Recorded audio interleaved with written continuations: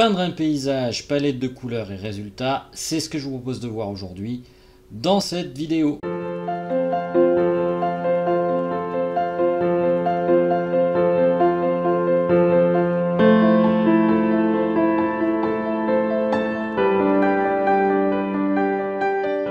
Bonjour et bienvenue sur cette chaîne.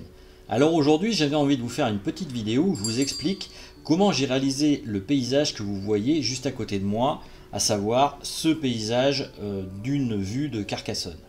Alors si vous avez regardé ma chaîne YouTube la semaine dernière, vous avez pu voir que tout d'abord j'ai essayé de vous montrer le travail théorique que je faisais avant de commencer ma peinture. Là je suis passé à l'acte. Alors bien évidemment je ne me suis pas filmé en train de peindre, mais j'ai décidé en tout cas de faire quelque chose qui pourrait vous servir, à savoir vous expliquer quels sont les différents types de couleurs que j'ai utilisés pour réaliser cette peinture, et donc que vous voyez un peu la logique que j'utilise pour peindre mon paysage. Alors bien entendu, c'est pas forcément la logique de tout le monde. Peut-être que certains trouveront que j'ai une approche trop amateur, peu importe. Moi, l'idée en tout cas, c'est de montrer la manière dont je peins et de partager avec vous un moment de création et la manière dont je crée mes tableaux, bien évidemment. Et je suis tout à fait ouvert aux critiques qu'on pourra me faire par rapport à ce paysage, sachant que de toute façon je l'ai réalisé avec mes connaissances techniques et pas forcément effectivement avec un ensemble de connaissances suffisant pour pouvoir réaliser le paysage parfait. D'ailleurs, est-ce qu'un peintre peut réaliser un paysage parfait? Ça, j'en suis pas certain. Mais aujourd'hui, en tout cas, on va parler de la théorie des couleurs et plus exactement la manière dont j'ai agencé ces couleurs. Alors il faut savoir bien évidemment que par rapport à la photo d'origine, j'ai un peu modifié les couleurs d'origine que j'ai choisies.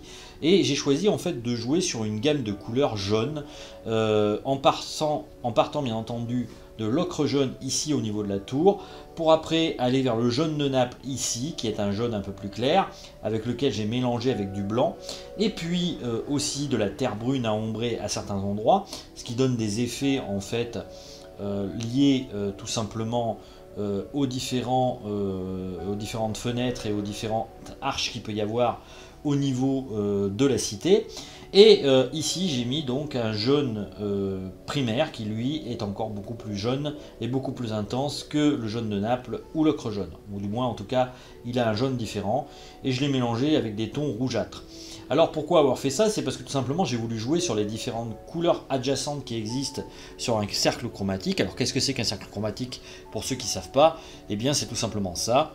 Donc ça vous permet de vous repérer et d'agencer les couleurs suivant en fait un ordre plus ou moins quelque part mathématique lié à ce cercle, vu qu'on peut agencer les couleurs par couleurs opposées les unes aux autres, notamment en ce qui concerne le jaune, où j'ai essayé de faire en répondant. J'aurais pu mettre du violet, mais ça ne l'aurait pas fait.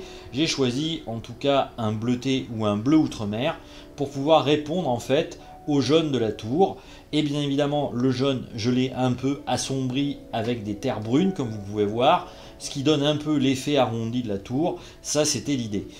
Au niveau des répondants de couleurs aussi, j'ai utilisé, comme vous pouvez voir, et je vous en avais déjà parlé la semaine dernière, du vermillon que j'ai mélangé plus ou moins avec du blanc, donc qui fait un peu le toit en tuile ici, qui répond à l'autre toit qui est ici et qui répond au vert, sachant bien évidemment que le rouge et le vert sont deux couleurs complémentaires, ce qui permet d'augmenter l'intensité de la vue en question, et qui donne l'impression en fait qu'il y a une forme de répondant entre ces différentes couleurs, même si ce ne sont pas les couleurs dominantes de la toile, sachant que la couleur dominante de la toile bien évidemment c'est de l'ocre jaune, et on pourrait dire du jaune de Naples.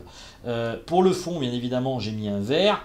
Alors ce vert je l'ai créé principalement avec le bleu outre-mer et le jaune citron qui a été ici, ou du moins jaune primaire plutôt, d'ailleurs j'aurais pas dû dire jaune citron, c'est plutôt le jaune primaire, pour pouvoir faire un répondant au rouge tout simplement, et donc ça vous donne des couleurs complémentaires qui sont assez qui réagissent assez bien ensemble, même si le paysage reste assez imprécis.